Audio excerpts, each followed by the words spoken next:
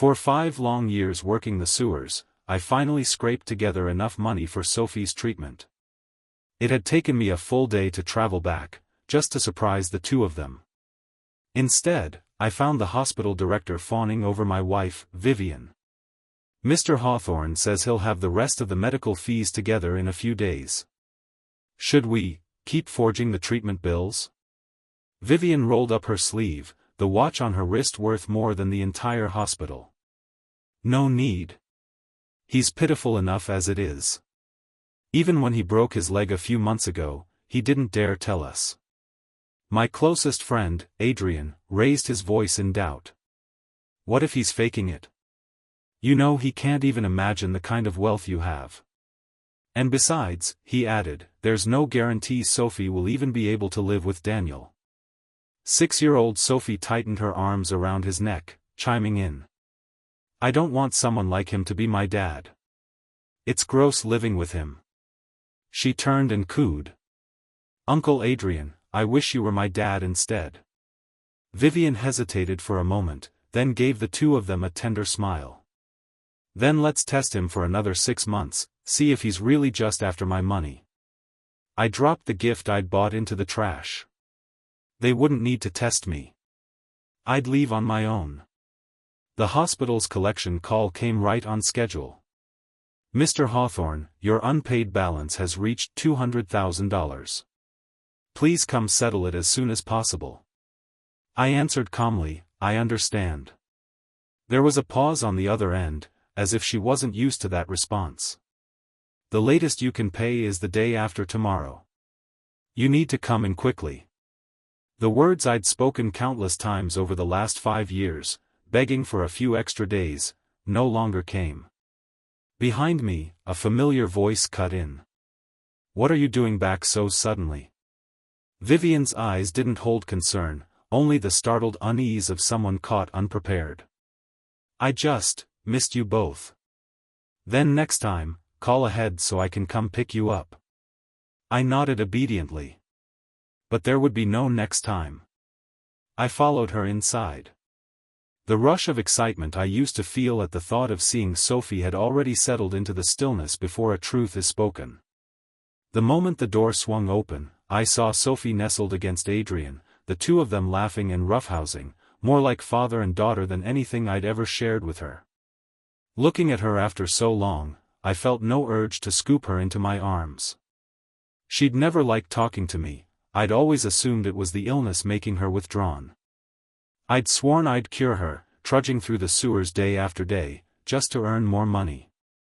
But now, her cold words replayed in my mind, how she despised having a father she thought was filthy. When I didn't move toward her, Sophie instinctively exhaled in relief. She was still too young to hide what she truly felt. I clenched the faded canvas bag in my hand, the fabric worn nearly white, pretending I hadn't seen a thing. The weight of disappointment was crushing, so heavy it nearly broke the thin smile I was trying to hold. Adrian glanced at me with a smirk that felt like a challenge. "Sorry, she's just a little shy around strangers." It had been barely a week since I last saw her. I could no longer convince myself that my daughter was innocent in all this. I worked in New York, I couldn't be there for her every day. Adrian had stepped in to take on that role, and I'd been deeply grateful. Grateful enough to promise I'd make him her godfather.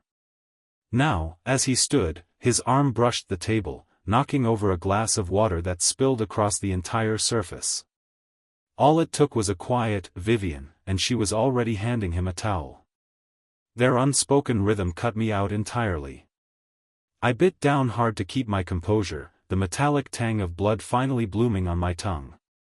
Casually, I said, "It's late. I'll head back." Vivian insisted on walking me to the door. She had always been perceptive. "You seem a lot colder to Sophie today." I kept my voice soft. "The trip wore me out. And I've still got the smell of the sewers on me, better not to touch her." At my words, a faint crease appeared between her brows. "Then go back to our apartment and get some rest. You're covered in road dust, make sure you shower before you sleep." Slow as I was, it hit me only then, the disdain in her eyes. It was so obvious, and yet I had always chosen to read it as concern, even something tender. Vivian added one last line. Next time, be nicer to Adrian. He's done so much for us, don't give him that sour face like you did today. I froze, her open siding with him shattering the last of my hesitation. My eyes drifted to her arm. Why aren't you wearing the watch I gave you? The spring broke. I sent it in for repairs. Another lie. When I'd tossed my gift away earlier, I'd seen the watch lying in the trash. Too cheap, I supposed, not just the watch, but me. Perhaps noticing the redness building in my eyes, she pulled me into a quick hug, her voice tinged with regret. My tone was too harsh just now. I'm sorry. I swallowed the lump in my throat and gently pushed her back. It's fine. I'm going now. She looked at me oddly, as if wondering why I didn't cling to her the way I used to, asking to hold her hand, to hug her. Why I wasn't telling her about the grueling shifts in the sewers. She must have decided I was simply too tired. 5 minutes later, once she was sure I'd gone, I heard it, mother and daughter, palms slapping together in celebration. Mom, we fooled him again. Uncle Adrian, tonight I want you and Mom to sleep with me, Sophie chimed. The moment her words reached me, pain flared in my injured shoulder, searing through every nerve. On the other side of the door, I crouched to the floor, crying without a sound. I dug out a number I hadn't called in years. Can you help me look into someone?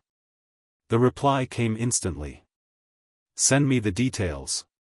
It took my friend only a short pause to respond, but the name he sent back was different, Alice. That was her real name. The file he forwarded was exhaustive, her entire life laid out in neat lines. Born into wealth in Westford City, a child with a silver key in her hand from the moment she could walk. So the feelings were fake. The name was fake. The only thing real between us was the deception. My friend asked when I'd be coming back. I'll pick you up, he said. I sent him my flight details, 2 days from now. When I returned to the apartment, I dug out the property deed. Back when Vivian and I got married, she'd insisted the house be in my name alone. She'd said it was the greatest security I could have after we wed. And I'd been foolish enough to believe I'd found true love. I'd brushed off my parents' fierce objections, even staged a dramatic runaway. Even if it meant spending 5 years in the sewers to pay for Sophie's medical bills, despised by everyone, it didn't matter. I endured it all. Now I could see the truth. Vivian had simply never considered this property worth wanting. 80 square meters was far beneath her lofty status. I called a real estate agent and told him to list the place for sale. He asked if I needed time to sort through the things in the apartment. I glanced back once, flashes of the 6 years I'd spent under that roof with the mother and daughter passing before my eyes. No. Just throw it all out later. I didn't want the people anymore, and I didn't want the so-called home either. I'd set aside a single day to handle the property. On the 3rd day, Sophie's school called. Mr. Hawthorne, we finally reached you. This afternoon is the graduation ceremony, will you be able to attend? You've missed so many parent-teacher events. This is a pretty important moment for your child, and I think you should come. Between work and the endless calls I never picked up, I'd never made it to a single one. I was silent for a moment before I agreed. The moment I walked in, I overheard a classmate ask Sophie, "How come your dad didn't come again?" She lifted her chin just slightly, pride spilling through her voice. "My dad's coming later. He's the most handsome dad in the whole world." Her innocent declaration caught me off guard. I'd never imagined she thought that way. I suddenly hated that I hadn't dressed better today, quickly trying to straighten myself up. Finally, I found the courage to call out, "Sophie, Daddy's here." Wrapped in my own joy, I completely missed the flash of fear and unease in her eyes. I walked toward her slowly, reaching for her hand. "Sophie, is this your dad?" a classmate asked. She stammered, avoiding the question. Then Adrian, immaculate in his tailored suit, called her name once, softly. Sophie yanked her hand from mine and ran to his side. "He's my dad." Her gaze snapped back to me, sharp and cold. "You're disgusting. Get away from me. I don't know you." The word disgusting hit like a punch to the chest. The sour ache reverberated through me, my hand falling limply before I could even finish reaching for her. So the most handsome dad in the world she'd spoken of earlier, had never been me. The commotion drew other parents over. Their voices rose in a tide of suspicion and contempt. "You just let someone like this walk in? What if he's dangerous? I bet he's here to steal something. I say we search him." They crowded in, close enough to rip the clothes off my back, snatching up whatever they could find and hurling it at me. A small pair of scissors flew through the air, the blade grazing my arm. It was Sophie, my Sophie, standing there, eyes burning with hatred. Instinctively, I pulled my black jacket around my arm to hide the blood. Adrian's voice cut through the noise, calm and patronizing. "Let's not make a scene. He's just a sewer worker, hardly worth your time." At once, the crowd recoiled from me as if I carried a plague. Vivian arrived a moment too late, stepping between me and the others. She bowed, her voice all apology. "He's the husband of our housekeeper. He lost his child years ago and hasn't been right since. Please, have some understanding." Her cold eyes flicked toward me. The sincerity in her apology left the crowd exchanging uneasy glances. When they noticed the drops of blood on the floor, their bravado evaporated, and not one of them dared to press further. Vivian dragged me out of the school by sheer force, her nails digging into my arm. She demanded to know why I'd shown up without her permission. The principal called me. I didn't get to finish. Vivian's hand cracked across my face, the slap ringing in my ears. "Do you have any idea how many people will mock Sophie behind her back now that they know her father's a sewer worker? It's just a graduation ceremony. Why would you go out of your way to come?"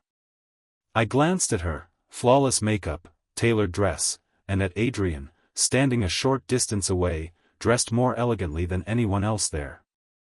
Side by side, they looked more like husband and wife than she and I ever had. The sting on my cheek was a bright, unignorable reminder, I'd walked straight into my own humiliation. And suddenly, it all felt pointless. "I wasn't the one who said anything about my job," I muttered. Vivian gave a sharp, humorless laugh. "Adrian only blurted it out to keep them from hurting you. It was the heat of the moment. Are you really going to resent him for that?" What I wanted to ask was whether she also thought my work was shameful, disgusting. She answered without my having to voice it. "Doing a low-class, filthy job like that, have you really lost even the smallest shred of shame?" There was no disguising the contempt in her eyes. Yet 5 years ago, when Sophie was first diagnosed, she was the one who'd pulled strings to get me that job. She'd urged me, over and over. "Work is work, there's no such thing as beneath you. The only thing that matters is earning enough for Sophie's treatment. You and Sophie will always be proud of you." And now, the disgust came from them. I slowly wiped the blood seeping from my arm. I didn't bother explaining, there was no point. Once Vivian had decided I'd done something on purpose, nothing I said would change her mind. Why humiliate myself further? I met her eyes and said evenly, "Why should I feel ashamed? I've never once thought my work was disgraceful. I earned my living with my own hands. I didn't steal, and I didn't cheat. I had no reason to feel shame." For 5 years, I'd moved back and forth through the city's underground tunnels, seeing the darkest corners beneath all its glitter. From the early days, when the stench made me retch, to now, when I felt nothing but quiet resignation. Every cent I earned was soaked in my blood and sweat. Vivian called me stubborn to the bone, her tone sharpening, her arrogance showing. I think you've gone mad for money. She had no idea how I spent every day worrying over it, watching Sophie's medical bills climb from 20,000 to 200,000, then 500,000. I couldn't even bring myself to buy a bottle of water without thinking it over for 5 minutes, and usually walking away. Friends who worked alongside me couldn't stand to watch and would insist on paying for me. I couldn't bear to let Sophie suffer another day in pain. I couldn't bear the sound of Vivian's sighs and complaints. But the things I couldn't bear were the very things that devoured me the most. They gnawed at my bones, yet still asked why my back was bending lower and lower. And since I was leaving anyway, I didn't care what she thought anymore. Yes, I said. Money is the thing I love most in the world. Adrian suddenly cut in. Daniel, it's one thing for you to fool around most days, but today you turned the entire graduation ceremony into a disaster. Do you know how much that's going to cost in damages? And you still haven't paid Sophie's 200,000 in medical bills. He spoke with such righteous outrage, as if it were his money I'd been spending. I looked at this man who'd once called me a friend, and all I felt was disgust. Back in Westford, I'd thought Adrian's friendship was genuine. The rain came suddenly, a sharp downpour. Adrian only had to sneeze once before Vivian was hurrying to open the car door for him. When she turned back to me, all that was left in her expression was impatience. Why do you always have to give people that look? She stepped forward as if to grab my bleeding left hand. I jerked back hard. Don't touch me. Vivian froze, her brows knitting tighter and tighter. Daniel, you need to get a grip. Just walk home in the rain. Today she was driving a limited edition Rolls-Royce, no longer bothering to hide it from me. Maybe she thought a man of my station wouldn't recognize it. More likely, she'd simply grown tired of the charade. I gripped the window frame suddenly. Can I just say a few words to Sophie? 1 minute. Vivian didn't move. Please, just a few words, I pressed. After I pay tomorrow, I'll be gone. A moment later, she tossed an umbrella toward me. Don't let Sophie get wet. She's already had enough of a scare today because of you. I crouched down so I was eye level with her. Listen to your mom from now on. No matter how angry you get, no matter how much you dislike someone, don't ever use scissors to hurt them. Her gaze dropped to my hand. Her lips moved, but no words came out. Out of habit, I almost reached to ruffle her hair, then remembered, too late, that she never liked my touch. I drew my hand back and smiled at her instead. Go on inside. From now on, she'd never have to see a father she found so revolting. She'd probably be happy about that. The car shot off, a wave of rainwater splashing over me, soaking me to the skin. By the time it was gone, I was filthy from head to toe. I stayed crouched there for a long time, the black jacket on my arm soaked through with blood. All I felt was exhaustion, bone deep and unshakable. When Vivian and I first got together, neither of us had much money. We used to time our bus rides so we could get off early and save on fare.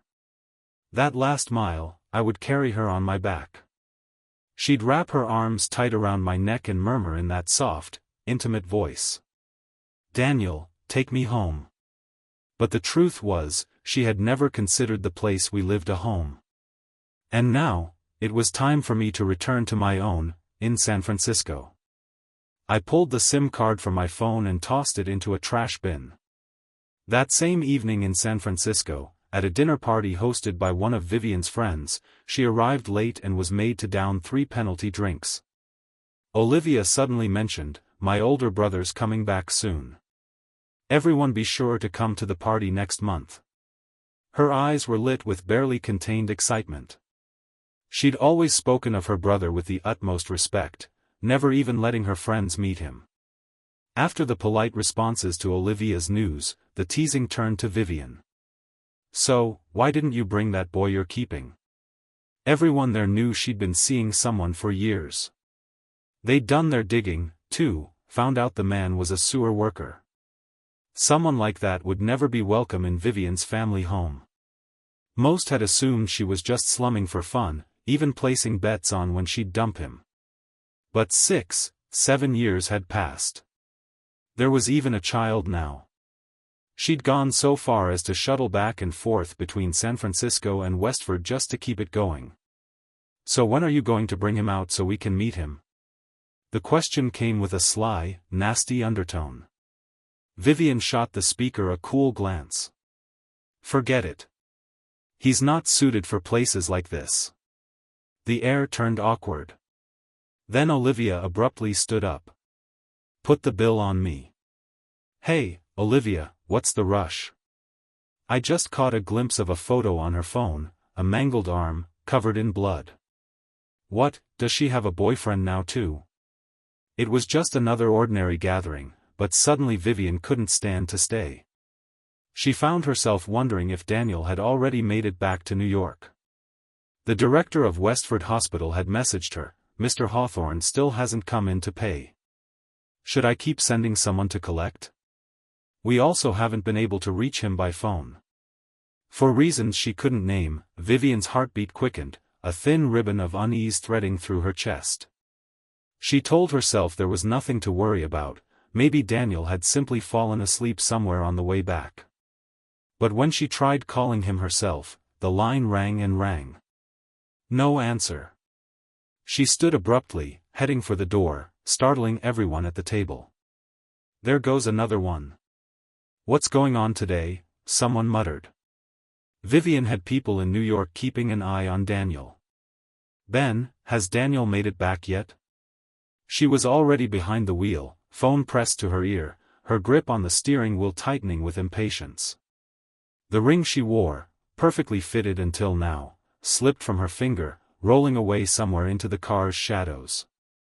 She bent to reach for it but couldn't get her fingers on it. Ben hesitated before answering. No. Daniel asked for a few days off. By rights, he shouldn't be back until the day after tomorrow.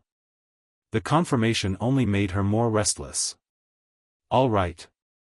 The moment you see him, call me. Pulling over, she pressed her fingers to her brow, irritation simmering. Yes, she'd been harsh with him yesterday, but these past 2 days, Daniel had been different. It had already been a week since they'd seen each other, and yet he was distant. He kept dodging her touch, and Sophie's. This sudden shift, without warning, left her with the gnawing sense that she was losing control, and now, she didn't even know where he was. She booked the last flight back to Westford. At the airport waiting area, she spotted Olivia. So this was the urgent matter Olivia had mentioned, she was here to pick someone up. Olivia's expression was hard, her eyes fixed on Vivian.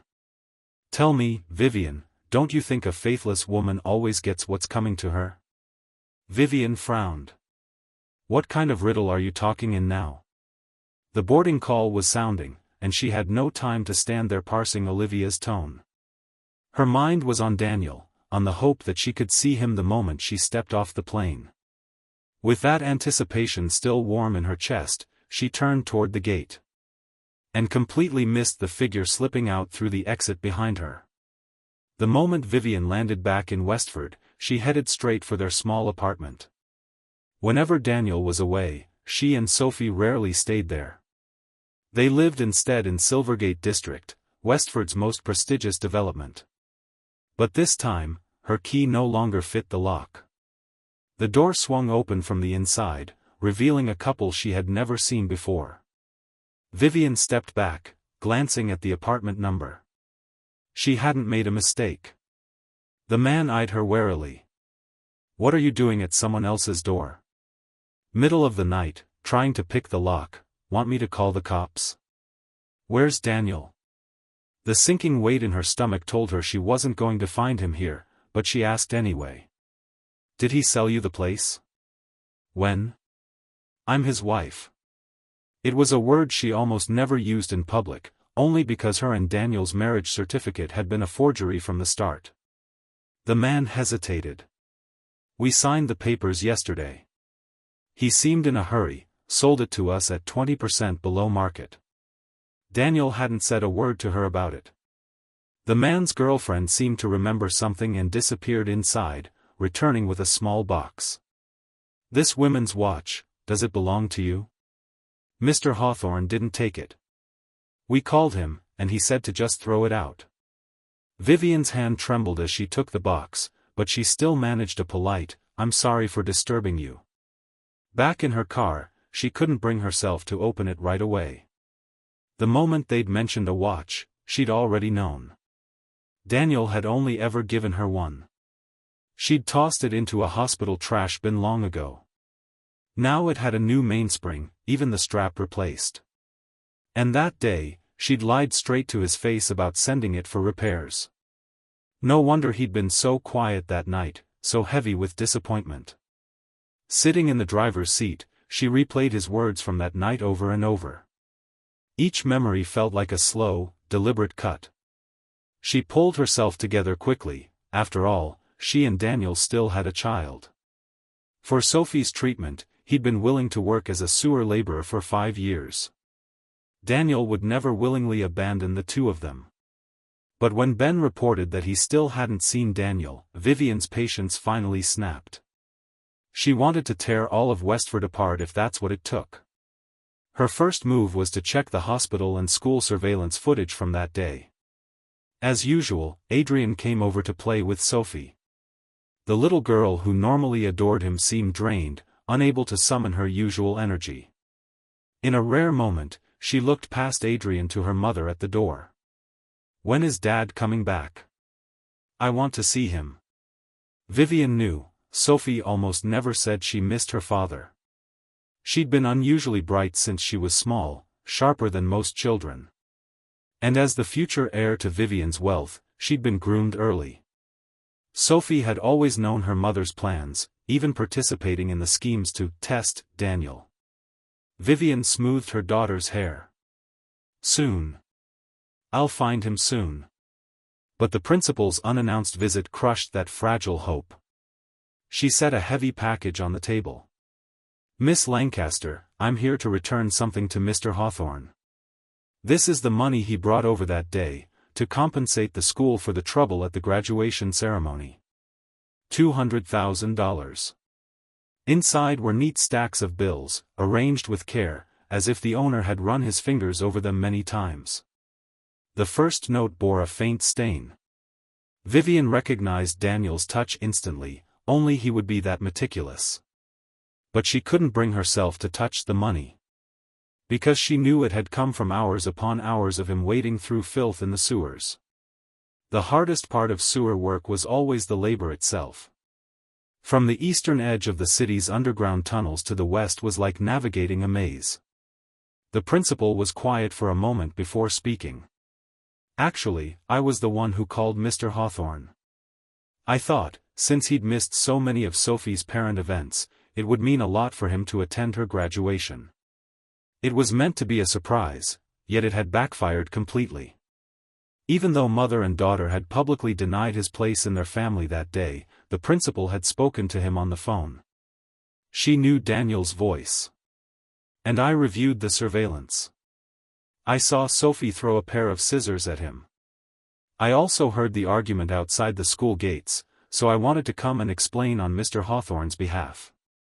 It hadn't been an argument, it had been Vivian's one-sided barrage of accusations and scorn. "As an educator, I believe in the dignity of every profession," the principal added. Her words were calm and gentle, but each landed like a blade, cutting deep into Vivian and her daughter. Without even taking a sip of water, the principal left. Vivian stood rooted in place for a long time. $200,000, money Daniel had scraped together for Sophie's treatment. Sophie tugged at her mother's sleeve, her voice breaking. "Mom. I'm sorry." The secret she'd kept buried for days was finally out. She hadn't dared tell anyone. That day, when Daniel had reached to touch her head, she'd already seen the blood dripping steadily from his arm. Vivian was silent for a long moment before crouching down to soothe her. When Daniel had begged to speak with Sophie that day, it had been a farewell. He had probably known all along that these 7 years had been nothing but a test. And so, Daniel had walked away, not just from them, but from the home they had shared. After crying herself hoarse, Sophie burned with a fever. Half asleep, she mumbled, "Is Daddy not coming back? Does he not love me anymore?" Vivian stroked her hair gently. "Of course not. You just need to sleep and take your medicine, otherwise, when Daddy comes back, he'll be worried." But she couldn't bring herself to offer even the smallest guarantee that Daniel would come back. That night, after coaxing Sophie to sleep, the slow, steady ache rose up in her chest. Images of Daniel's distance and coldness played over and over in her mind until it felt like something sharp was lodged beneath her ribs. She sat on the balcony the entire night, cigarette butts piling at her feet. Every ounce of feeling and trust had been worn away by the daily tests she and Sophie had imposed on him. And she knew, Daniel would never return. When I stepped off the plane alone, I half expected Olivia to tear into me. Instead, she walked straight up and wrapped her arms around me. "No accusations, no scolding. Brother, it's enough that you're home. That's all that matters." I hugged her back slowly, and at last, the tears I'd been holding in for so long spilled over. "Olivia. I'm sorry." The moment I saw family, every bit of grievance I'd buried broke free. Without a word, Olivia took me straight to the hospital, first to treat my arm, then for a full checkup. While the doctor cleaned and dressed the wound, she sat in silence for a long time before finally saying, "When I get the chance, I'm going to destroy that woman." Her venom startled me. "What, are you planning to fight again? If grandfather hears about it, you'll be in for the family's full punishment. Besides, she and we have nothing to do with each other anymore." There was no point wasting time or energy on someone irrelevant. Olivia gave a short, cold laugh. "You'd better worry about yourself. Tonight, even my dad and your uncles are flying back.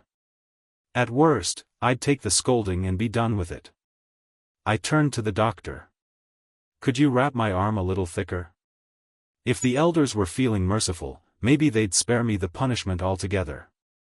After Olivia got the medical report, she wasted no time in updating the family. On the drive back, she barely spoke a word. I couldn't help teasing her. "It's not like it's a terminal illness. Why the long face?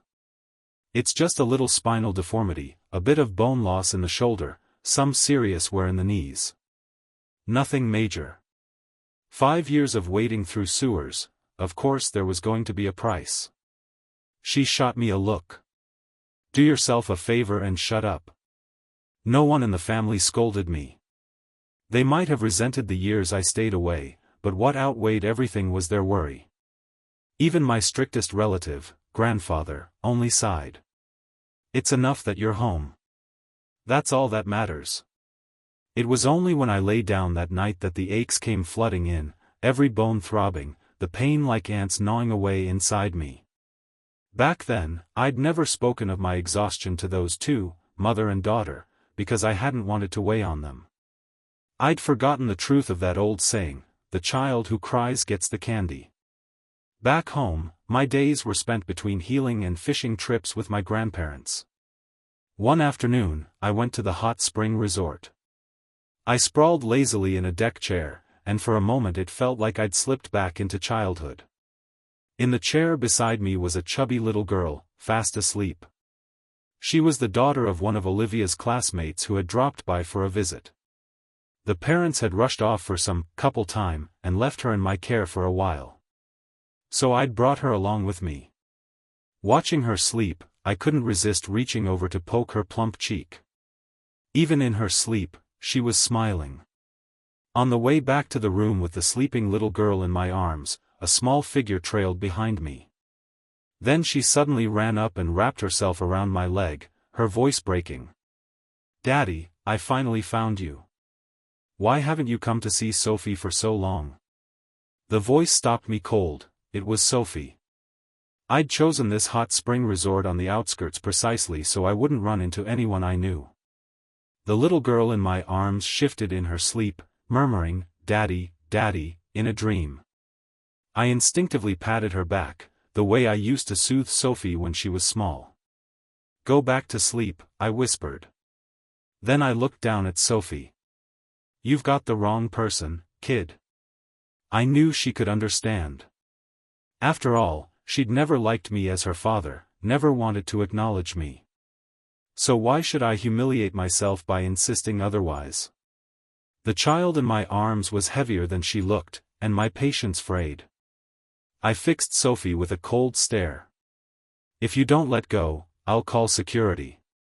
She froze, then slowly loosened her grip. Tears clung to her lashes, threatening to fall. "Daddy, please don't send me away." She trailed after me in small, stubborn steps, refusing to give up even in the face of my indifference. We hadn't reached the room when the little girl in my arms woke, rubbing her eyes. "I want cake."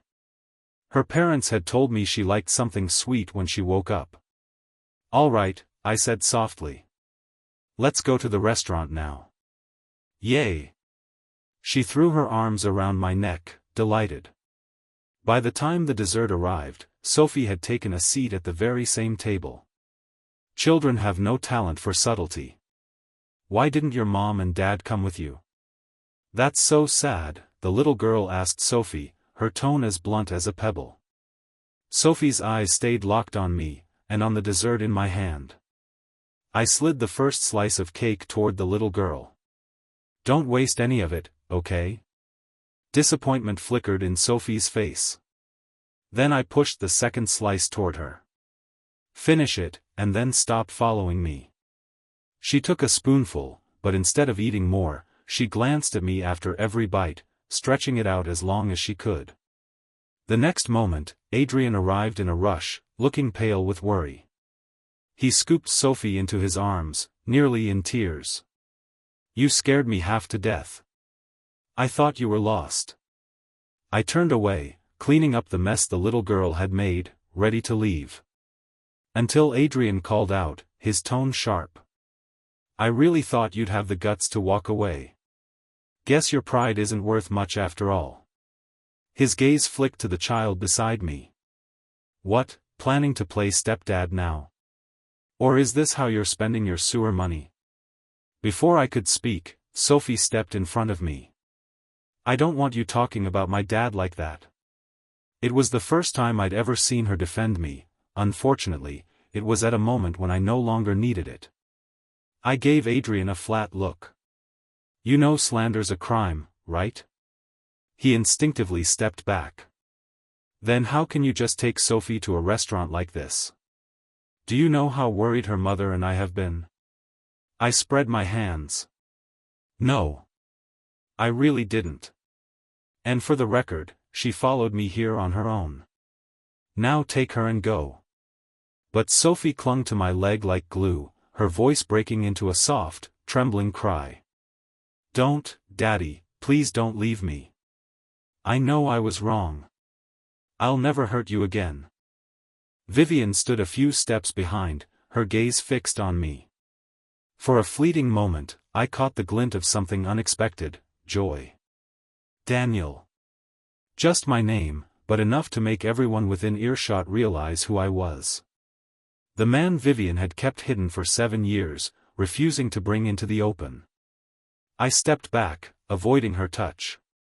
"Don't touch me." Olivia suddenly appeared, shoving Vivian hard. "Are you trying to hurt him again?" Adrian shot me a glare. "What, so now you've got something going on with Olivia?" Olivia spat at him. "You? What are you to even think you can accuse him? You're nothing but a petty little nouveau riche in Westford. What gives you the right to strut around here?" Her anger turned sharply back to Vivian. She grabbed Vivian's collar, her voice rising. "You call that testing him?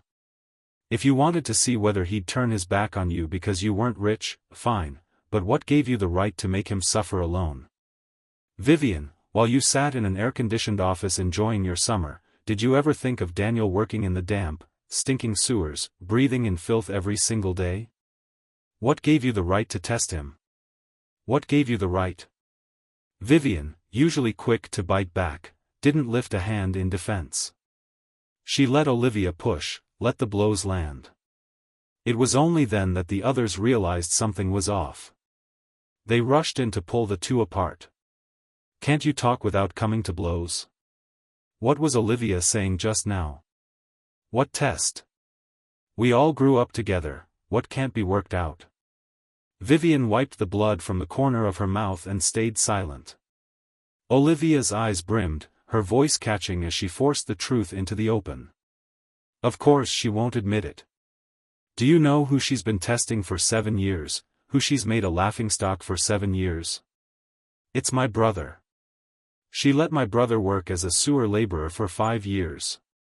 She knew exactly what she was doing, she wanted to grind him into the ground. And Vivian, you even let people call the money he earned filthy. Faces around us shifted, the air thick with shock. Vivian slowly pushed herself off the ground, lifting her gaze to where I stood. I knew her passivity was for my benefit, a performance meant to show me her contrition. But I didn't care anymore. Any love that required me to gamble my life to prove my worth, I had no use for it. I turned away, holding the little girl in my arms, and walked out. Even after Olivia had roughed her up, Vivian still came to the gates of the estate every day. Grandfather asked me plainly, "What do you want to do? Follow your own heart, leave the rest to us. Do you want to fight for custody of the child?" I shook my head. No need. I'm not fighting for custody. All I want is 10% of her company's shares. When news of what happened between Vivian and me hit the internet, it plunged her into a public relations disaster. Olivia had already given me a dossier. Vivian and her uncle Leonard had been at each other's throats in the company for years. All it took was for me to leak the story to Leonard, and he immediately rallied the other shareholders to call a board meeting to strip her of power. Yet no matter how busy she was, Vivian still waited outside the building every day, hoping for a glimpse of me. Her hair, once meticulously styled, was now unkempt, dull, and lifeless. There was nothing left of the beauty I once admired, nothing left of the feelings that came with it. Vivian? No. Alice, isn't it? She shook her head, looking at me almost pleadingly. Vivian was the name my mother gave me. It's my real name. But truth or lie, it didn't matter anymore. Just like her so-called love, I no longer had the will to discern it. Why are you so desperate to see me? She hesitated. I just want to apologize. I wanted to laugh at her foolishness, but I knew I'd been even more foolish before. If you have time to waste, you'd be better off focusing on your company. Instead, she held out a share transfer document. You never needed anyone to fight me for it. If you just asked, I would have given it to you. I only want to apologize, if you could forgive me. But the cruel truth was that her sincerity had arrived only after my love was gone. I can't forgive you anymore, I said quietly. I'm moving to Canada next month. If I could have one thing, it would be for you and the child to leave me alone. Her tears came instantly. All right. And that was all I wanted, for the rest of my life, never to see her again.